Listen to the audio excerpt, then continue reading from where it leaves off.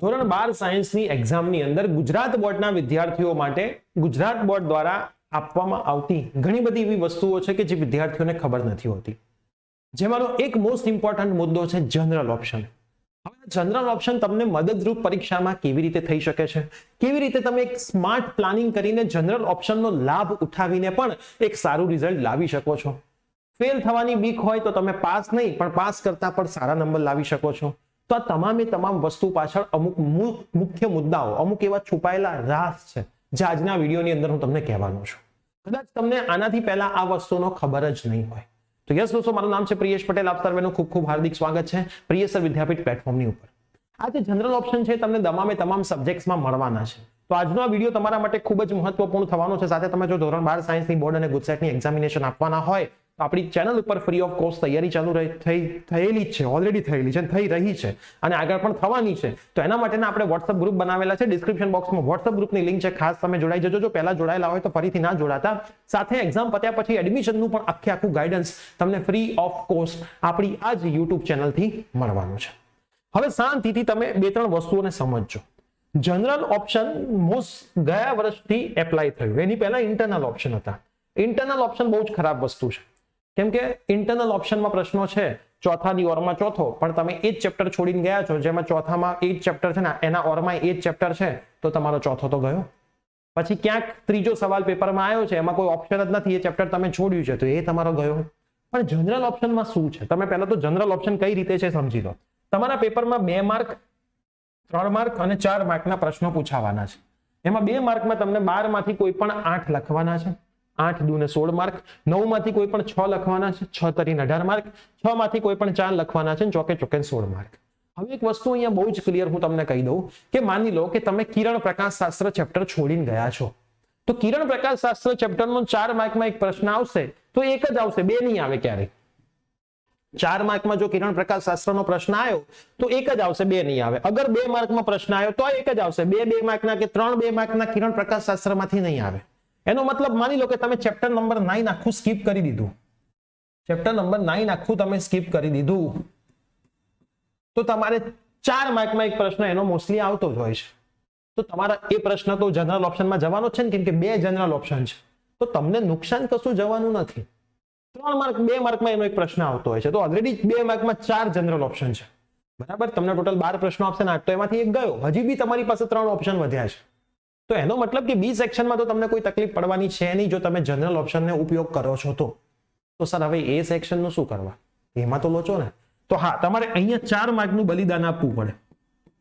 4 કે 3 માર્કના એમસીક્યુ કિરણ પ્રકાશ શાસ્ત્રમાંથી આવે છે, પણ તમે એ ચેપ્ટર છોડીને જાઓ છો એના સૂત્રો તો તૈયાર કરી શકો છો. કેમ કે જે એમસીક્યુ આવે છે બેટા, એ સૂત્ર આધારિત જ હોય છે.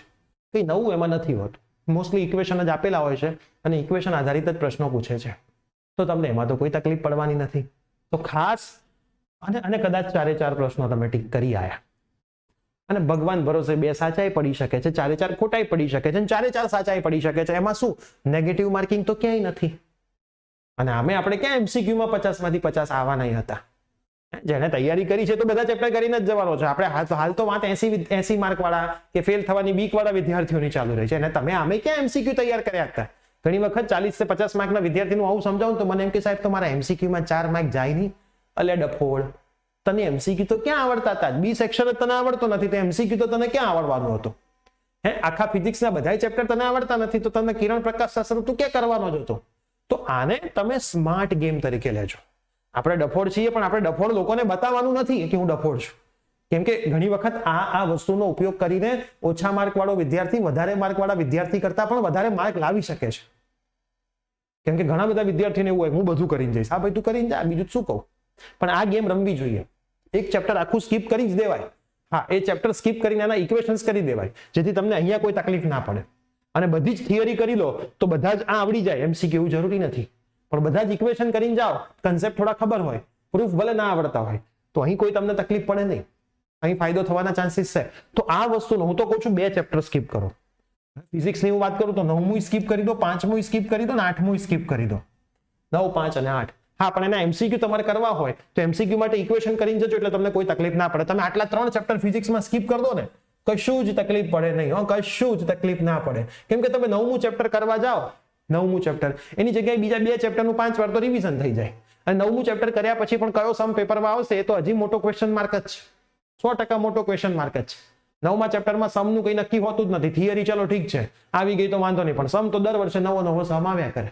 એટલા માટે આ 3 ચેપ્ટર તમે ફિઝિક્સમાં સ્કીપ કરો, ટોટલ 11 ચેપ્ટરનું ફિઝિક્સ થયું, તોય બી સેક્શન તમને આખું આવડી જાય.